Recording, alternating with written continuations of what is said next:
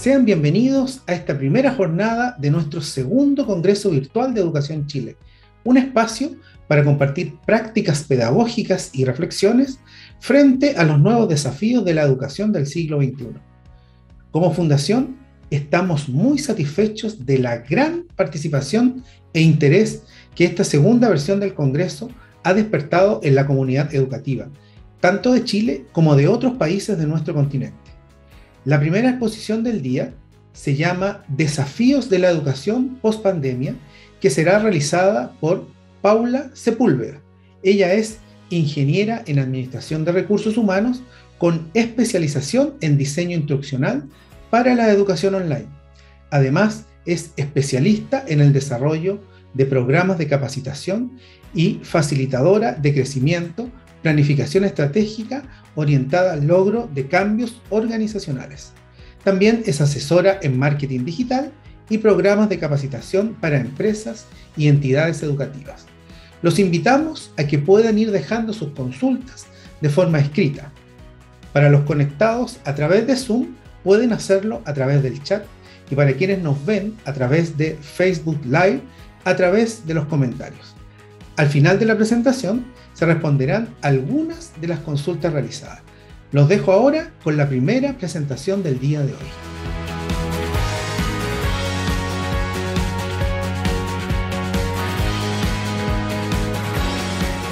Muy buenas tardes, bienvenidos al segundo Congreso Virtual de Educación Chile. Quiero aprovechar la instancia, agradecerles la invitación al equipo y poder hablarles y compartir mi experiencia sobre los desafíos de la educación post-pandemia. Me presento, mi nombre es Paula Sepúlveda, soy ingeniera en Administración de Recursos Humanos. Me he especializado en el diseño, en el diseño instruccional para la educación online, y esto ha permitido ayudar a las empresas en su proceso de transformación digital, creando y desarrollando programas de capacitación que estén en base a las necesidades de estas empresas. Actualmente trabajo como asesor en marketing digital y bueno, el marketing digital ustedes saben que es algo que está cambiando, que se actualiza día a día, por tanto constantemente tengo que estar creando material complementario, actividades didácticas para poder que los profesionales crezcan en esta área. En el caso de que quieran seguirme y bueno, compartir conmigo, conversar, me pueden contactar, este es mi LinkedIn. El día de hoy vamos a hablar, como les comenté, sobre los desafíos de la educación post-pandemia. Me gustaría poder conversar con ustedes, saber cómo vivieron esta experiencia, pero antes de poder analizar todo este cambio, vamos a ir a los datos, a los hechos. La Cámara de Comercio nos dice lo siguiente: las ventas online de bienes crecieron en un 100% durante el 2020. Se sumaron 300.000 nuevas conexiones fijas a Internet. La fibra óptica creció su presencia en un 10% y el delivery generó más de 820 millones de dólares. ¿Qué nos dice todo esto? Que en marzo del 2020 las fronteras se cerraron, no podíamos ir a trabajar, las empresas no podían despachar. Entonces nos tuvimos que adaptarnos a la tecnología. Y todas las empresas, yo creo que todo el mundo vio la tecnología, las herramientas digitales como un salvavidas. Entonces, ¿esto qué permitió? Antes, si bien existía pedidos ya, empresas como Rappi, Uber Eats, aumentaron, todos comenzamos a pedir alimento a través de estas herramientas. Los retail tuvieron que adaptarse y mejorar su cadena de logística. También crearon sus primeros e-commerce. Algunos ya tenían e-commerce, pero ya ahora con todo esto de la pandemia tuvieron que lanzarse y ya a crear su primer e-commerce. Y así el mundo de la educación también tampoco estuvo exento a este cambio. ¿Qué nos trajo el COVID-19? Y aquí también es muy importante analizar estos datos. En Latinoamérica tuvimos 1.7 millones de nuevos compradores digitales, y yo creo que en este punto también influyó mucho el adulto mayor, los baby boomers, que si bien ellos ven noticias en internet, pero no estaban muy cercanos a la tecnología. Entonces esto permitió que estas personas pudieran navegar, conectarse con sus seres queridos. Yo creo que eso fue muy importante. también como veíamos en el primer punto de la Cámara de Comercio, Chile duplicó sus ventas digitales en el año 2020, esto fue en abril, y esto estaba, en marzo se cerró todo el comercio y, como les digo, las empresas tuvieron que adaptarse a este nuevo sistema, tenían que seguir viviendo, seguir subsistiendo. Entre el 30 y un 60% ha aumentado el uso de las plataformas de logística para negocios B2C. Y de nuevo, tenemos los retails tuvieron que adaptarse y ya, por ejemplo, si uno pide ahora actualmente un producto en un retail, ya no se demora un mes o 2 meses, se demora al día siguiente o se demoran 2 días o 4 días, pero ya no, el tiempo de espera no es tan largo y eso es porque hubo un proceso de automatización y de mejora dentro de la cadena de logística. El 90% de las ventas B2C, perdón, B2B se están haciendo de forma digital. Yo creo que la digitalización nos ha permitido romper las barreras. Esto significa que hemos podido tener reuniones a través de herramientas como Zoom, como Meet, con personas que están en todo el mundo, en Praga, en España, en Estados Unidos, y así sucesivamente hemos podido cerrar negocios y yo creo que romper la barrera de que no vender solamente acá en Chile, sino que ampliar nuestro margen de trabajo en Latinoamérica. Y bueno, aquí con respecto al tema de la educación, la inscripción a programas de pregrado en educación superior aumentó un 68.6% en relación del 2020. Estos programas están relacionados con capacitación híbrida, con clases vía streaming, de que yo creo que antes estaba estas capacitaciones tipo e-class o cápsulas grabadas. Ahora han creado programas y diplomados que están basados en que el profesor y el alumno estén a través de una pantalla entregando y compartiendo información. Yo creo que esto es súper importante y es un tema y es un modelo de educación que llegó para quedarse. ¿Qué podemos aprender del año 2020? Bueno, yo creo que en todo ámbito hemos podido crecer como personas, como empresas, nos hemos adaptado a las tecnologías. Y aquí un dato importante que nos dice la ONU, que desde marzo del 2020, 3.3 millones de estudiantes reciben educación virtual. Y hubo un estudio súper interesante que lanzó la empresa Blink Learning, en la cual se reunieron alrededor, o se entrevistaron alrededor de 4.000 docentes, y entre ellos también estuvo Chile, que nos dice, el 72% de los docentes consideró que el uso de las herramientas digitales optimizó su tiempo. ¿Por qué? Porque ya, si bien tenemos las clases, tuvimos que adaptar esas actividades porque ya no estábamos en el mismo momento, y para que el alumno pudiera adquirir ese conocimiento, sí o sí teníamos que adaptar esas actividades, hacer nuevas estrategias, cómo yo le voy a enseñar ese concepto a esa persona. Y eso pasó desde educación primaria hasta la educación adulta o en la andragogía. Después, el 65% de los docentes afirma que se valoró la profesión docente. Yo creo que esto todo lo vivimos. Yo tengo niños y yo creo que en los primeros meses me costó mucho poder adaptarme a cómo explicarle a un niño de 8 años, cómo explicarles temas de lenguaje, de matemática, que eso lo hacía el docente. Ahora me tocó en la casa ser docente de mis hijos y yo creo que todos aprendimos y valoramos el trabajo que hace el docente y eso la pandemia lo visibilizó. Así como visibilizó el tema de la digitalización, también visibilizó un trabajo súper importante que es la labor de los docentes en la actualidad. Después tenemos que un 88% de los docentes realizó algún tipo de formación docente. ¿Esto qué significa? Que así como tenemos dentro de nuestras clases, aprendimos a usar Zoom, Meet, y hay otra, la herramienta de Microsoft que siempre se me olvida, Teams creo que es. Bueno, Teams tuvimos que aprender, los docentes o las personas que hacemos clases, tuvimos que aprender a utilizar esas herramientas, cómo proyectar, cómo hacer una actividad dentro de la clase, que la presentación también no estuviera con mucho texto, sino que tuviera más dinamismo, cómo hacer los cortes, cómo incentivar a los alumnos que participan en clase, y todo eso es distinto, porque cuando uno hace una clase presencial, tú puedes moverte en la sala, puedes preguntarle a ciertas personas o hacer una dinámica de equipo de trabajo, y eso no lo tenemos en el mundo virtual.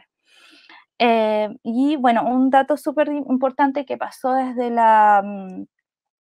el sistema educativo hasta como personas, me refiero a temas personales, que el uso de herramientas digitales permitió crear comunidad y que nadie durante el aislamiento se sintiera solo, nos conectó. Yo creo que eso fue súper importante y para poder sobrellevar de mejor forma todo lo que fue el aislamiento en el año 2020-2021. ¿Qué datos también, qué otras cosas podemos sacar de este estudio? Si bien el gráfico nos muestra mucha información, pero quiero centrarme solamente en 3 puntos, que para poder tener para poder hacer una buena clase, una buena actividad, es necesario sí o sí contar con una conexión estable en Internet. El teletrabajo, yo creo que tanto los profesores y en todas las áreas es difícil poder trabajar o congeniar la vida personal y laboral. En mi caso personal no lo fue porque para mí me permitió estar más con mis hijos, trabajo, me ahorro 4 horas que era para ir a trabajar. En mi caso no me afectó para nada esa parte, de hecho yo termino a las 6 de la tarde o a las 7 de la tarde, me desconecto, voy a dar una vuelta, pero eso no le pasó a la gran mayoría, que estuvieron todo el día en sus casas, que estuvieron todo el día trabajando, que la jefatura las pedía hasta las 8 o 9 de la noche en alguna actividad. Yo creo que tanto en la educación como en todas las áreas de trabajo nos pasó y afectó mucho a esta parte. Planificación y adaptación de las clases a la modalidad virtual, y esto es súper, súper importante. Yo actualmente trabajo en una academia de capacitación y en el año 2020 nos pasó, yo creo que en el estallido social nos pasó ese tema, que no podíamos hacer clases presenciales, teníamos que cumplir con nuestros estudiantes y incursionamos en esa primera instancia en poder hacer clases con Meet, con Google Meet, fue en ese minuto.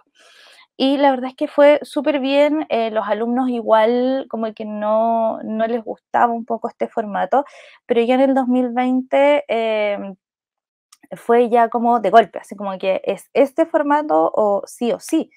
Por tanto, ya ahora había un poco más de conocimiento y todo lo que nosotros queríamos hacer en presencial no lo podíamos hacer y tuvimos que adaptar, como les he estado diciendo, estas actividades, estas preguntas, utilizar herramientas tecnológicas como Kahoot, por ejemplo, para hacer algún tipo de evaluaciones, o herramientas que tenemos súper cerca, súper a la mano, como Google Form, por ejemplo, para hacer un cuestionario o una encuesta de satisfacción de que nuestros alumnos nos evalúen a nosotros. Yo creo que hay herramientas que siempre han estado y que podemos sacarles mucho provecho para que los alumnos puedan aprender de ciertas temáticas. Entonces llegamos al punto de cómo nos adaptamos a la digitalización.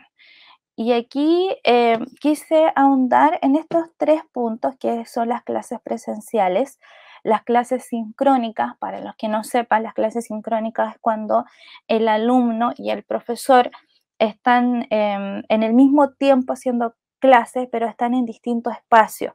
Yo puedo estar a través de una pantalla acá en Santiago y el alumno puede estar tomando la clase en Punta Arenas, en Arica o en distinto lugar.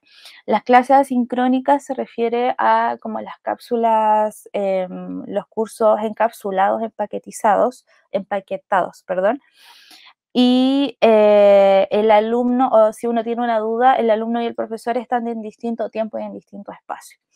Pero bueno, como para aclarar un poco esto, las clases presenciales, volviendo a este cambio, a este paradigma que nos trajo la pandemia, en las clases presenciales yo creo que hay muchos profesores que les pasó.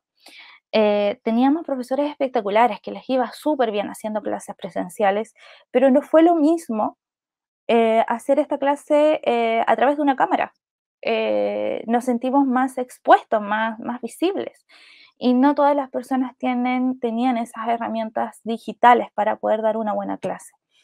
Con respecto a las clases sincrónicas, es por lo mismo que los docentes debieron desarrollar nuevas habilidades digitales, utilizar pizarras como Jamboard, herramientas como Kahoot, Google Drive o Classroom. No estábamos familiarizados con eso.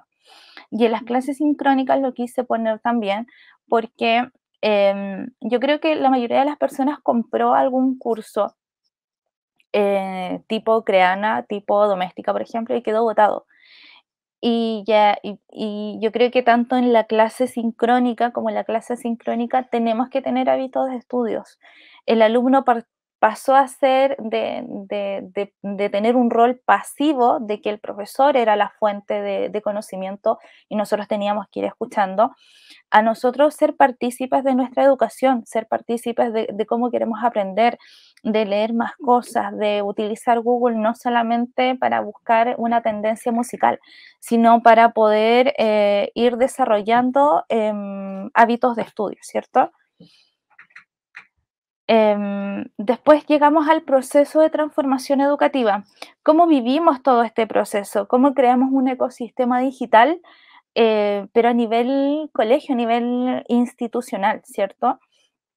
Y si bien el docente debe adquirir nuevas habilidades digitales, pero como la parte administrativa, no sé, la universidad o el ente educativo en este caso, tiene que tener una cultura digital, debe crear esa cultura digital. Si voy a usar, por ejemplo, herramientas como Teams, como Zoom o como Meet, ¿por qué voy a utilizar esas herramientas? ¿Cuál es el fin? ¿Cuál es la que mejor se adapta a la necesidad o al nivel educativo de mis alumnos?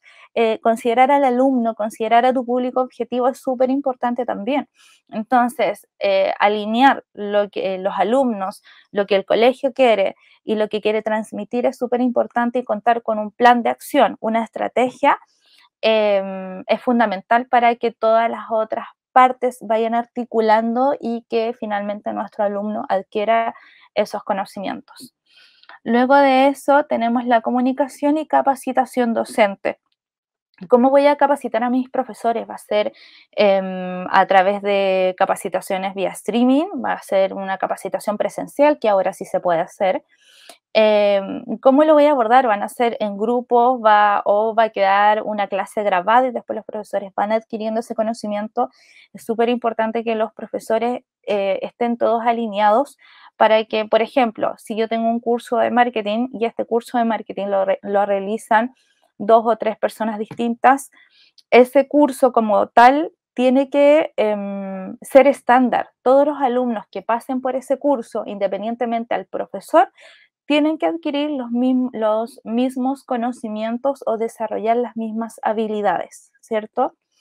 Luego de eso pasamos a otro punto que es la infraestructura, y aquí ya no estoy hablando de si tiene baños o de cuántas mesas hay dentro de la sala, sino que ahora la infraestructura pasó a ser la conexión a internet, que el audio se escucha súper bien, si estoy en una sala, que no haya mucho acople, mucho eco, que la imagen sea clara. Y, por ejemplo, tenemos para ir administrando las clases, tenemos herramientas como Classroom, ver si Classroom efectivamente cumple con tu expectativa, o quizás invertir en aulas virtuales. En el caso de que lo hagas, ver que el servidor web funcione, que la usabilidad también se acorde para que el usuario, la persona que utilice esta aula no se confunda, no se enoje, porque finalmente es entregarle la mejor solución a esta persona. Como lo hemos venido hablando, las actividades didácticas son parte importante dentro de un proceso de aprendizaje. La clase debe fomentar la participación.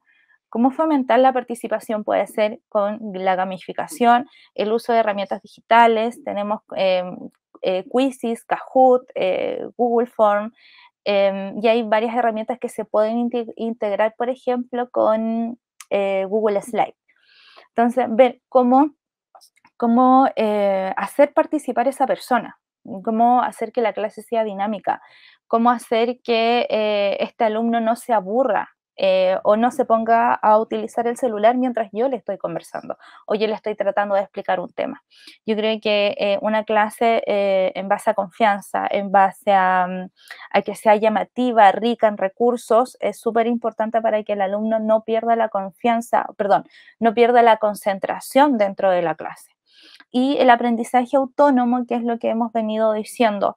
El alumno pasó a ser partícipe de su aprendizaje, tuvo que desarrollar hábitos de estudios, tuvieron que, ya quizás no tenían cápsulas grabadas, pero sí les mandaban guías a la casa para poder resolver. Y eso pasó en todo, como les decía, pasó desde las clases básicas hasta las clases para adultos o profesionales. ¿Cómo surfear esta era digital? Yo creo que aquí es súper importante perder el miedo al uso de la tecnología, ver la tecnología como un aliado. La tecnología no vino a reemplazar al docente, vino a solucionar un poco la carga de trabajo que tenía el docente. Pero ¿cómo podemos hacer esto? Como les decía, tener una cultura digital de parte de la entidad educativa, tener una buena capacitación que no solamente sea teoría. Yo creo que eso es súper importante para no estar, para poder optimizar el tiempo dentro de cada capacitación que como docentes queramos realizar. Y aquí les puse, quise nombrar 4 pasos que creo que en base a mi experiencia, como nosotros lo fuimos haciendo como TEC, nos permitió entregar un buen servicio a nuestros clientes. Y aquí la alfabetización digital fue importante, enseñarles a todos los profesores a utilizar herramientas como Google, por ejemplo, utilizar Drive, Google Classroom, profesores que si bien tienen el conocimiento técnico para poder transmitir la información, no sabían utilizar herramientas como Classroom o el aula virtual que nosotros actualmente tenemos dentro de la academia. Tener ese proceso de esa cercanía, esa conexión con lo que nosotros queremos hacer es súper importante. La alfabetización digital te permite como romper perder ese miedo al uso de las tecnologías. La comunicación y la colaboración. ¿Por qué puse esto acá? Y esto lo voy a explicar con un ejemplo. Nosotros, al ser una clase, siempre tenemos alumnos que se sientan al final de la sala, ¿cierto? Y se sientan al final de la sala porque no quieren, bueno, porque no quieren estudiar o no sé, hacen X cosa, pero la gente que se sienta atrás es porque puede ser tímido, porque no le gusta participar en clases, porque no quiere pasar como invisible dentro de la clase, si bien es súper aplicado y todo, pero ahora ya con las herramientas tecnológicas o estas clases vía streaming, pasamos de ser invisibles a ser visibles, independientemente de que no tenía o no prendamos la cámara dentro de la clase. Sí tenemos estas pantallas negras con nuestros nombres y dice, por ejemplo, Paula Sepúlveda. Si yo, Paula Sepúlveda, soy tímida, lo que menos quiero es que el profesor me pregunte sobre algunas cosas, porque además yo sé que todos me van a escuchar. Cómo romper esa barrera, cómo romper esa barrera de miedo, de timidez o que el alumno confíe en mí, fomentando la confianza, perdiendo el miedo al error, no maximizar los errores, crear un espacio donde la persona sí pueda decir las cosas, que no sea juzgado, no hay preguntas tontas, ¿verdad? Yo creo que eso es súper importante para que este alumno en algún minuto pueda prender la cámara, sí me pueda decir las cosas. Yo creo que aquí es vital la confianza. Comunicación y colaboración es un trabajo en conjunto entre yo como docente, te entrego a ti la confianza para que tú como alumno puedas decirme las cosas, cuentes conmigo y yo te voy a enseñar y te voy a transmitir mi conocimiento porque quiero que tú crezcas como persona, ¿cierto? Después tenemos la creación de contenidos digitales, apoyarnos de herramientas. Tenemos herramientas, el material ya está, ¿cierto? Ya tenemos muchos blogs, plataformas, que ya la información ya existe, pero el tema es cómo yo le agrego valor a esa información que yo les quiero transmitir. No es solamente llegar y hacer un copy-paste y presentarlo en una pantalla.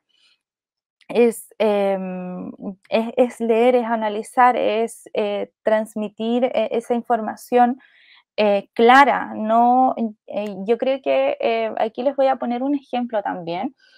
Tengo 2 hijos, mi hija va en octavo básico y he visto cómo varios docentes hacen presentaciones con mucho texto, mucho, mucho texto. La información es importante, pero no es lo mismo leer en digital que un libro físico, por tanto tenemos que tener párrafos cortos, párrafos, hacer puntos aparte, poner imágenes, porque la vista se cansa. Entonces, crear contenido de valor significa eso, que tenga que no sea relleno, que no nos vayamos por las ramas con cierta información. Después, ser más humanos porque aquí es importante no agrandar el error. A mí se me puede ir el internet, ¿cierto? O Juanito que participa en una clase se puede equivocar. Todos somos humanos y no criticar o no entregar ese feedback destructivo que finalmente nos viene a aportar es súper importante acá. Por supuesto, si yo todos los viernes, por ejemplo, tengo clases y todos los viernes se me cae el internet o no me conecto a tiempo, ahí es algo que yo como Paula Sepúlveda, como docente, tengo que mejorar, ¿cierto? Pero la ley de Murphy siempre está. Entonces, se nos puede caer el internet, no se me puede presentar la pantalla, errar es humano. Yo creo que eso nos favorece como personas y durante el año 2020 a nosotros como academia nos pasó mucho. Teníamos profesores, por ejemplo, que les costaba presentar o no tenían internet a tiempo o el internet se les caía y yo creo que eso lo fuimos resolviendo con confianza, obviamente con temas técnicos súper puntuales como mandar un router, por ejemplo, para que no tuviera problemas de internet. ¿Cómo ayudarnos a mejorar? Dentro del estudio de Blink Learning que les comentaba, ¿cuál consideras que es la mejor práctica para mejorar la formación de nuevos docentes? Y aquí también quise hablar sobre 3 puntos: programas de mentoring, compartiendo el aula con otros docentes y formación continua online. Programas de mentoring, yo creo que la mayoría de los docentes o cuando uno recibe una capacitación de formación, uno ya está cansado de escuchar como solamente la teoría, que es que, lo pongo, perdón si pongo muchos casos de marketing digital, pero vengo de esa área. Es súper complejo, ya es súper aburrido escuchar es que el marketing digital proviene del marketing tradicional porque es así. Ya la gente o las personas, los profesionales que toman un proceso de capacitación quieren meter las manos en la masa, quieren ya, teoría es súper importante porque nos entrega las bases del conocimiento, pero ya quieren aplicar, quieren ya resolver, quieren entender porque quieren poner eso en práctica. Y programas de mentoría es súper importante para entregarle esas herramientas prácticas a los docentes. Compartir el aula con otro docente también es súper importante porque yo creo que viene el tema de, no creo, es un hecho, vienen las capacitaciones híbridas y cómo solamente una persona, es difícil como docente mantener la atención o enseñar con 2 grupos de trabajo que están en distintos espacios. Tienes el grupo presencial y el grupo que está en la casa viendo la clase vía streaming. Entonces, con una ayuda, con un soporte, es súper importante para que ninguno de los 2 grupos se sienta abandonado. Formación continua, cursos de especializaciones. Aquí en las herramientas digitales, si pueden, bueno, acá tienen el enlace del informe completo, Y este informe nos dice que los profesores quieren capacitarse, pero ya no quieren teoría, quieren especializaciones, cómo crear un aula virtual, cómo crear contenidos digitales, cómo hacer evaluaciones digitales, ¿cierto? Después, cómo debiera de ser un curso, y es lo que yo ya les había comentado anteriormente. Quieren tutorías, quieren trabajos con expertos, quieren realmente hacer esas capacitaciones con personas que hayan vivido ese proceso de transformación. ¿Cómo lo hicieron, no sé, para hacer una evaluación, una rúbrica de trabajo? En mi caso, nosotros hicimos, por ejemplo, rúbricas de trabajo con la hoja de cálculo de Drive. ¿Cómo hicimos una encuesta de satisfacción? Las hicimos con Google Form. ¿Cómo evaluamos ciertos trabajos? También con Google Form, pero con trabajos prácticos en donde el profesor tiene que evaluar visibilizando ciertas competencias, ¿cierto? Las personas que dictan cursos deben ser docentes docentes que hayan vivido por este proceso de transformación. Y los ejemplos prácticos. Yo creo que todo esto refuerza un poco lo que yo ya les había comentado. Ya no queremos capacitaciones solamente de teoría o cómo se inventó cierta herramienta, sino cuál es el uso que le queremos dar, cómo lo podemos hacer, si quiero compartir un contenido o quiero trabajar colaborativamente, con qué herramientas puedo contar. En este caso podrían ser, por ejemplo, con Drive, con OneDrive o con Dropbox, que nos permite trabajar colaborativamente. ¿En qué áreas necesita recibir formación en relación con las nuevas tecnologías? Evaluaciones digitales, que es lo que yo les comentaba, y estos puntos también son súper atingentes. Aulas virtuales, por ejemplo, Blackboard, Moodle, Google Classroom, en este caso, alfabetización digital, creatividad digital, creación de contenidos digitales y herramientas colaborativas. Todo esto es lo que hemos venido conversando. Los docentes se tuvieron que transformar, ya necesitaron desarrollar estas habilidades digitales. ¿Habilidades digitales en qué sentido? En perder el miedo a la tecnología. La tecnología es un aliado para nuestras clases. Que podemos hacer aulas virtuales sin pago, quizás. Con Google Classroom nos entrega esa solución, y bajo Google Classroom tenemos varias herramientas que nos permiten trabajar colaborativamente. Alfabetización digital, tener conocimientos básicos, cómo busco una información en Google, cómo actualizo una página, cómo comparto un link, etc. Creatividad digital, compartir la información real, la información que realmente necesita este alumno para aprender, y no irnos por las ramas. Entonces, bajo todo esto que hemos ido hablando, la pandemia nos cambió a todos en términos de digital. Vimos estas herramientas tecnológicas como un salvavidas para poder coexistir, para no morir en el intento, ¿cierto? Aprendimos a teletrabajar. Los profesores tuvieron que migrar a este sistema de capacitación vía streaming, y bajo esto tuvieron que desarrollar y autocapacitarse, ¿cierto? Pero aquí es importante el rol que también cumple la entidad educativa de tener esa cultura digital y poder ayudar a los docentes a que puedan hacer de mejor forma su trabajo. ¿Cómo un docente puede hacer una evaluación? Puede ser a través de Google Classroom. ¿Cómo paso la asistencia si ya no necesito el libro de clases, por ejemplo? A través de la hoja de cálculo de Drive, por ejemplo.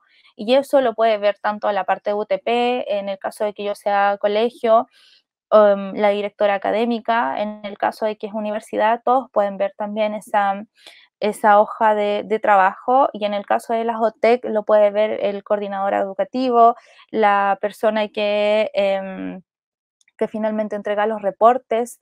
Entonces, pero para poder hacer esto es súper importante tener una buena capacitación.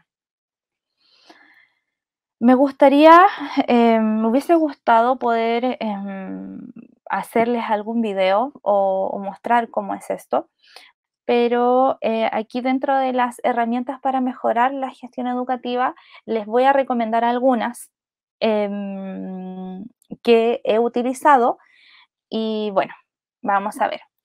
Por ejemplo, si tú como docente trabajas de manera freelance y quieres crear un aula, un espacio de trabajo, si estás comenzando, esta es una de las herramientas que te puede servir. Es milaulas.com, donde tú puedes crear tu sitio o tu aula virtual de manera gratuita. Tiene su, como todo, tiene su parte, su versión gratuita, pero también si quieres acceder a otras herramientas, tienes que pagar. Entonces, donde tú, bueno, aquí ingresas, por ejemplo, Paula Sepúlveda, que haría, este es el dominio del aula, ingresas con un correo y aceptas las condiciones, ¿cierto? Bueno, esta plataforma de Milaula es de Moodle y tú tienes un abanico de cosas para poder hacer. Puedes crear un calendario, puedes ingresar a los alumnos como grupos de trabajo. Luego de esto puedes crear actividades, evaluaciones que los alumnos puedan subir, y también tiene reportes. El único tema, por ejemplo, que a mí no me gusta mucho es porque tiene mucha memoria, muy poca memoria, tiene 500 megabytes, creo. Pero eso, para poder empezar, es súper bueno. Ya ahora, si quieres tener tu escuela virtual, ya tienes que contar con otras herramientas que tengan más memoria. Esto es con respecto a Milaula. Después yo creo que todos, la mayoría escuchó de Google Classroom. Nosotros como academia siempre hemos trabajado con esta herramienta y nos gustó mucho en su momento. Entonces, Google Classroom, por ejemplo, te permite crear tus grupos de trabajo también. Puedes tener a toda tu entidad educativa acá. Tienes clases de orientación, por ejemplo, educación física. En cada uno de ellos puedes ir cargando a los alumnos. Y también tiene, por ejemplo, en este caso de ciencias naturales, tienes novedades donde yo como profesor puedo decir, alumnos, recuerden que tienen que entregar un trabajo de naturales tal día. Eso es como novedades como más genérico. Después trabajo en clase, si estas actividades son evaluadas, el alumno se mete a trabajo en clase y puede descargar la información, puede ver si tiene alguna prueba, subir algún trabajo que tiene que entregar. Y la opción de personas, ya están todos los alumnos que están dentro de la clase, tanto los docentes como los alumnos que participan en clases. Y bueno, lo bueno de Google Classroom es que tiene un abanico de otras herramientas con las cuales puedes trabajar. Puedes trabajar con Google Slide, con la hoja de cálculo de Google, con documentos de Google, con Google Form y la pizarra digital que tiene, que es Jamboard. Todas estas herramientas ya están integradas en Google Drive, por tanto, puedo utilizarlas sin ningún problema. En el caso de que yo quiera hacer quiero crear alguna presentación como más llamativa, Geniali. Bueno, a mí personalmente me gusta mucho Geniali. Yo creo que me gusta Geniali porque puedo hacer infografías, puedo hacer presentaciones, puedo hacer tarjetas, puedo hacer una línea de tiempo. Me encanta Geniali. Y lo bueno, yo creo que tiene esta herramienta, es que se puede integrar con Google Classroom. Yo puedo compartir perfectamente con mi salón esta herramienta, esta presentación, por ejemplo, en Classroom, porque este año, no recuerdo la fecha específica, Geniali y Google hicieron un convenio educativo, por tanto, se puede compartir aún más la información. Entonces, presentaciones multimedia. Este es un tipo de presentación que nos puede ayudar mucho. Queremos hacer, por ejemplo, una programación de actividades, ¿cierto? Un calendario de trabajo. Entonces, así nos permite cargar iconos, nos permite subir audio, diseños con movimientos también. Así que es súper rico en cuanto a recursos, y lo bueno es que es intuitivo. No necesito ser un programador para poder hacer una presentación espectacular. Después tenemos Prezi. Prezi nos permite también entregar información haciendo énfasis en ciertos puntos. Yo creo que eso también es súper bueno de Prezi para poder crear como presentaciones ya más dinámicas. Podemos hacer videos también, y los alumnos ya valoran mucho este recurso visual, en donde ya no tengan que leer solamente un PDF, un texto de, no sé, de 3 páginas, por ejemplo. Entonces, si podemos trabajar con estas herramientas, súper, súper importante, y la verdad que los alumnos lo agradecen bastante. Presentaciones multimedia. En este caso, yo utilicé acá Google Slide. Google Slide, tú puedes, tienes a Google para poder crear esa presentación.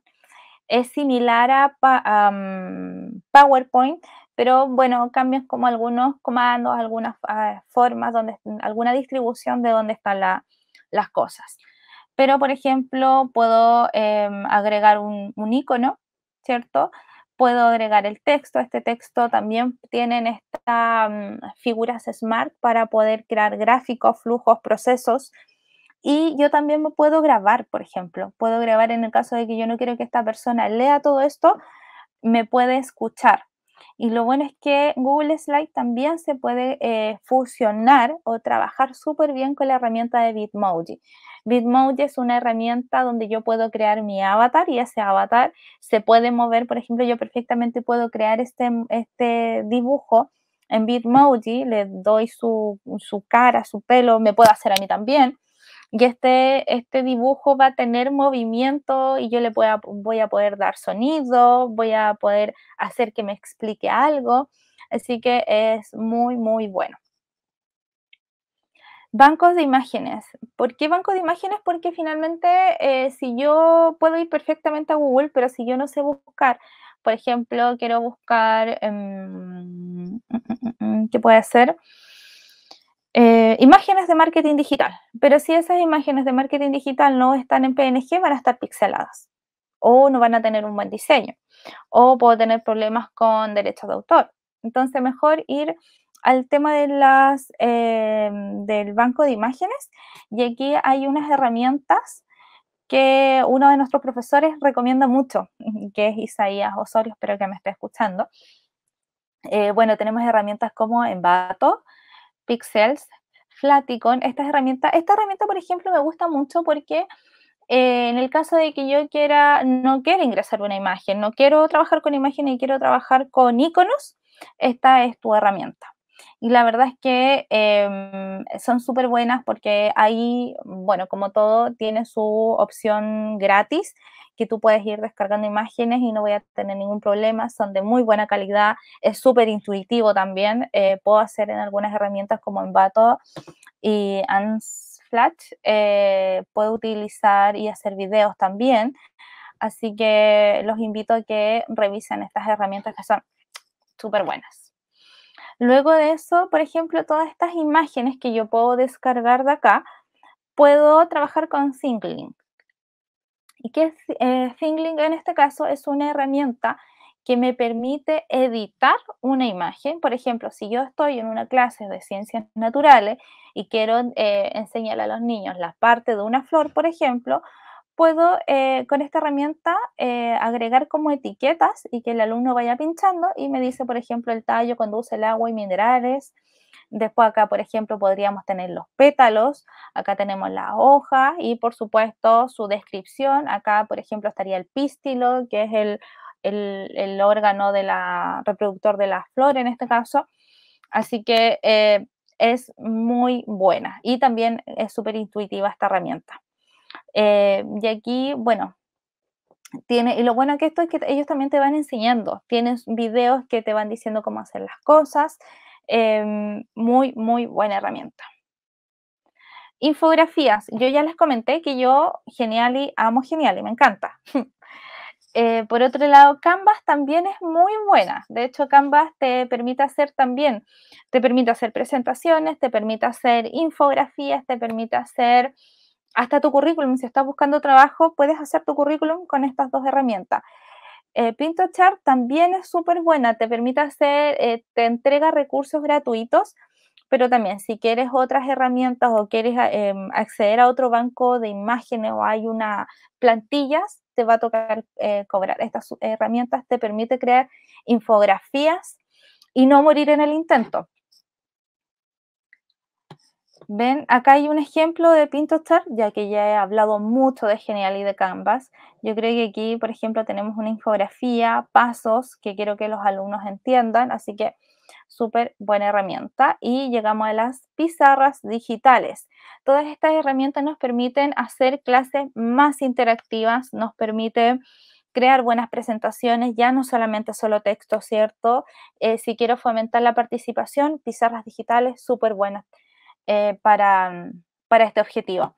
Entonces, por ejemplo, si yo quiero, volviendo al caso del curso de marketing digital, si yo quiero hacer que los alumnos participen, puedo hacer esto, que es el marketing digital, les doy acceso a todos mis alumnos, les mando el link y ellos pueden ir poniendo etiquetas y vamos haciendo un brainstorming para poder que todos vayamos participando y aprendiendo en este tema.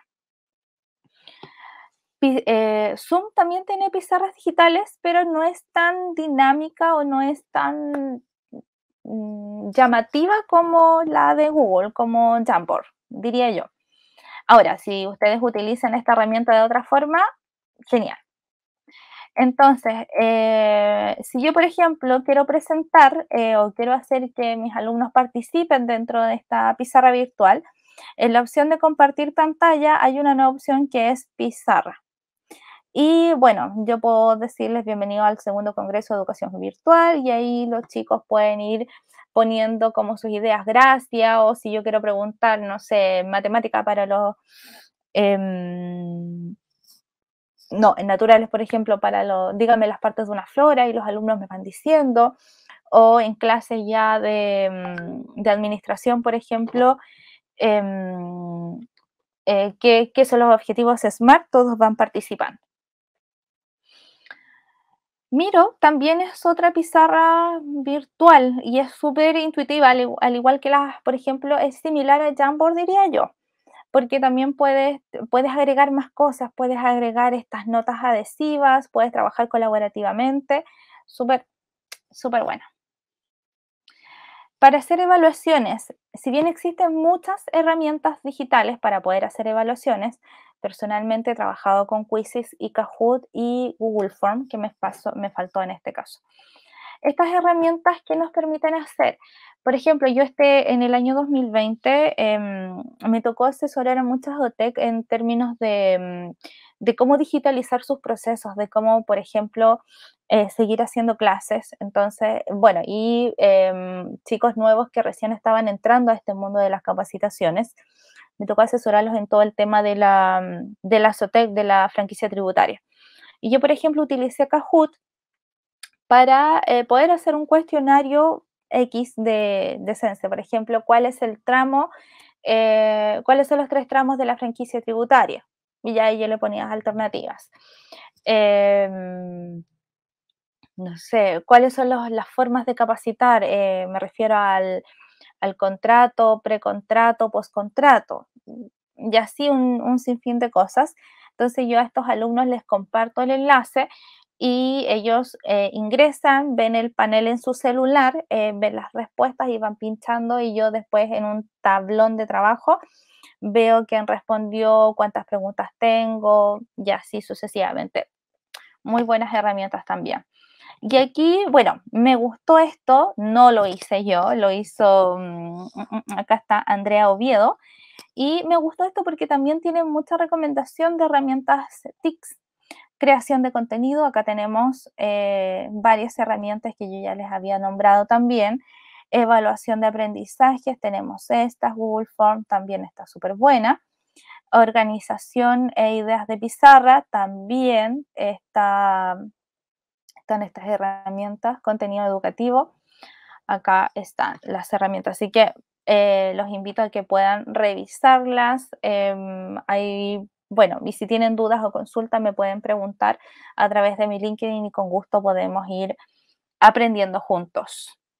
Conclusión, yo creo que aquí lo importante es considerar las herramientas tecnológicas como un aliado para una mejor gestión.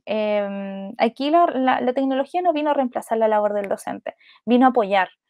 Y la digitalización de las clases debe ser un trabajo que se realice de manera interna, donde se involucre a toda la comunidad educativa.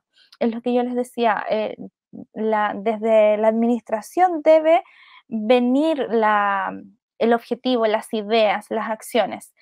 Después debe tener un buen proceso de comunicación y nosotros como docentes para poder transmitir, poder capacitarnos y poder enseñar mejor.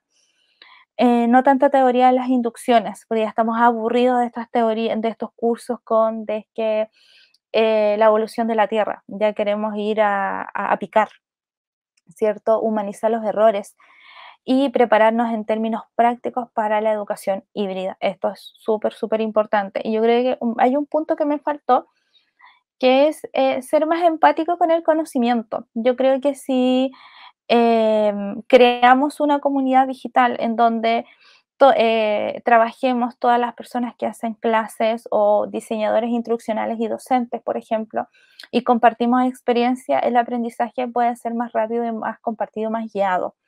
Por ejemplo, si yo manejo Canvas y tú manejas Geniali, yo te enseño, tú me enseñas y aprendamos juntos a hacer de mejor forma las clases. Yo creo que crear esta comunidad de aprendizaje es súper importante para no sentirnos tan solos o no morir entre tanta información que tenemos en el sistema digital, ¿cierto? Bueno, eso era todo lo que les tenía que comentar. Me gustó mucho estar con ustedes. Espero que, bueno, podamos conversar. Espero sus preguntas y nada, compartirles un poco mi experiencia de cómo vivimos este proceso de digitalización post pandemia. Muchas gracias. Quiero agradecer la exposición de Paula Sepúlveda, que nos acompañó, y dar comienzo así a esta etapa de preguntas y respuestas referente a la ponencia Desafíos en la educación post-pandemia. Durante la exposición de Paula, ustedes nos fueron dejando sus preguntas en el chat de Zoom y quienes nos acompañan desde Facebook Live en los comentarios. Ahora responderemos algunas de esas preguntas. Comencemos, Paula. Daniel, desde Zoom, nos hace la siguiente pregunta. ¿Qué fue lo más difícil y qué retos enfrentaron como docentes con esta pandemia? ¿Hubo desinterés, ausentismo, indisciplina? Coméntanos. Mira, yo creo que tuvimos dos tipos de desafíos como docentes. La primera es que todos los docentes tuvieran como un conocimiento estándar de cómo usar la tecnología, pero por otro lado es un poco evangelizar al alumno, enseñarle que a través de las herramientas digitales también se puede aprender, que no es necesario yo estar en la clase presencial con un docente para poder adquirir ese conocimiento. Entonces tuvimos dos desafíos. Por un lado, cómo logramos ese proceso de capacitación con los docentes y por otro lado, cómo le explicamos al alumno que realmente va a aprender. Entonces, no sé si eso responde a la pregunta de el nombre se me olvidó, Daniel, disculpa. Daniel. Desde Zoom. Gracias, Paula, por tu respuesta. Siguiente pregunta que surgió, nos escribió Juana, nos dice, ¿cuál piensa usted es la forma de aprendizaje para el siglo XXI utilizando las tecnologías que nos aporta estos tiempos? Mira, igual es como un poco amplia la pregunta, porque si bien, por ejemplo, si yo estoy en un colegio o represento a una entidad educativa, es súper importante que, como ya lo decía, que la entidad educativa tenga un proceso de digitalización, una cultura digital, porque yo en Internet voy a encontrar muchas herramientas y día a día se van creando nuevas herramientas para, no sé, compartir información, para hacer actividades didácticas. Entonces, es súper importante que desde arriba venga todo ese flujo de información. Ahora bien, si yo como docente, por ejemplo, trabajo de manera freelance y quiero hacer clases, obviamente 100% tengo que enfocarme en mi público objetivo. ¿Qué nivel de conocimiento tiene mi público objetivo? ¿Qué es lo que voy a enseñar? Porque no saco nada, por ejemplo, de trabajar con una gran herramienta que sea muy intuitiva, muy power, si finalmente mi público objetivo no tiene un nivel de conocimiento básico, por ejemplo, de alfabetización digital. Entonces, es súper importante el público objetivo es lo que yo quiero hacer en cada clase. Gracias, Paula, por tu respuesta. Tenemos otra pregunta que nos hicieron esta vez desde Facebook, Paquita Salvador. Desde su punto de vista, ¿considera que la educación híbrida ha traído buenos resultados en el sistema educativo y a nivel familiar? Mira, La educación híbrida yo creo que es es un gran desafío a nivel nacional, diría yo. No sé cómo lo han vivido los otros países, pero tengo la fortuna de tener contacto con varios docentes, ya sea en universidades, colegios y en OTEC también, y depende de cómo lo trabaje la entidad educativa. Porque, por ejemplo, hay colegios que tienen a un solo docente manejando a los dos grupos de trabajo. Y es súper complejo, sobre todo para los chicos que manejan sus tiempos. Por ejemplo, es súper difícil manejar al grupo que está presencial versus las personas que están en vía streaming. Entonces el docente muchas veces, ¿a qué grupo le doy más prioridad? ¿Al presencial o al streaming? Entonces, aquí yo creo que las directrices tienen que venir desde el Ministerio de Educación, de establecer las normas básicas para una educación híbrida. Con cuántas personas, por ejemplo, yo voy a poder trabajar tanto vía streaming presencial, para no dejar a un grupo fuera de lugar. Tener una persona que, como, que te apoye, un asistente de clases, que te vaya que te dé soporte con respecto a las preguntas. Pero yo creo que si bien Chile, por ejemplo, avanzó mucho en términos de educación sincrónica, porque antes yo creo que la mayoría de las personas tomaban muchas clases online o estas clases asincrónicas, avanzamos mucho en ese término, pero sí es un desafío para lo que viene el año 2022, el tema de la educación híbrida. ¿Qué directrices vamos a seguir para poder entregar ese conocimiento de mejor forma? Muchas gracias, Paula. Dado la hora en la que estamos, vamos a hacer una última pregunta que nos surgió a través de Facebook, la escribió Henry. Nos consulta, ¿qué efectos y retos de la educación virtual nos esperan a los docentes al volver a la presencialidad? Qué difícil la pregunta, la verdad. Bueno, es un tema, yo creo que va a ser como más ventajas o los docentes o las personas que hacemos clase hemos aprendido mucho de las clases, de las clases sincrónicas.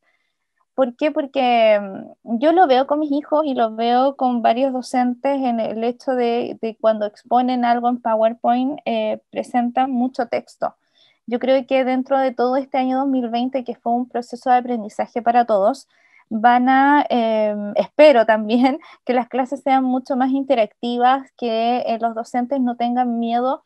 ¿Por qué digo miedo que las herramientas vayan a reemplazar la tecnología? Porque lo he visto como docentes como que les da miedo un poco de trabajar con herramientas digitales o herramientas tecnológicas. Entonces yo confío en que toda la experiencia del año 2020-2021 haya aportado en que el contenido que se presenta en clase vaya a ser más dinámico, menos texto, más imágenes, van a ser más temas de gamificación. Si bien tenemos que seguir aprendiendo, pero sí se avanzó mucho respecto a cómo se usa la tecnología dentro de la clase. Gracias, Paula, por la respuesta y gracias también, Paula, por ser parte de esta segunda versión del Congreso Virtual organizado por Educación Chile. También agradecer a la UTEL que nos acompaña desde México como sponsor de este congreso y por supuesto a todos quienes se conectaron, a quienes nos acompañaron desde México, Perú, Ecuador, Colombia y Chile. Y finalmente terminamos así esta primera ponencia y quiero dejarles hecha la invitación para que nos acompañen en unos minutos más a la segunda ponencia del día de hoy, que estará a cargo de Rafael Martínez, que nos acompañará desde México. Paula, no sé si tienes alguna palabra para el cierre. Solamente agradecer los comentarios, la asistencia. Me gustó mucho estar con ustedes, compartir un poco estos desafíos de la educación 2020-2021. Y bueno, los invito a crear comunidad, más que nada compartir conocimiento, compartir información y ayudarnos entre todos. Yo creo que eso es súper importante y no nos deja tan solo entre tanta información que hoy día existe en Internet. Muchas gracias. Recuerden que para conectarse a la siguiente ponencia, quienes se registraron en nuestra web lo pueden hacer desde nuestra plataforma y que también va a estar disponible la transmisión de Facebook Live. No olviden seguirnos a través de nuestras redes sociales, donde estaremos compartiendo todo lo relacionado a este congreso. Nos vemos en la siguiente ponencia.